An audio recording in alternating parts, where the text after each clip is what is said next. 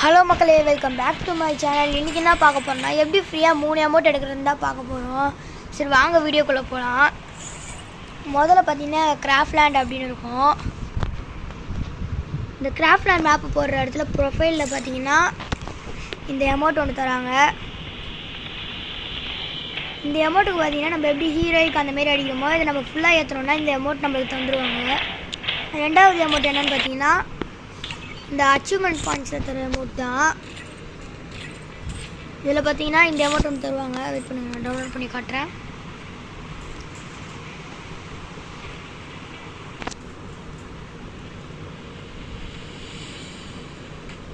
ரெண்டாவதாக பார்த்தீங்கன்னா இந்த அமௌண்ட் தான் தராங்க ஃப்ரீயாக.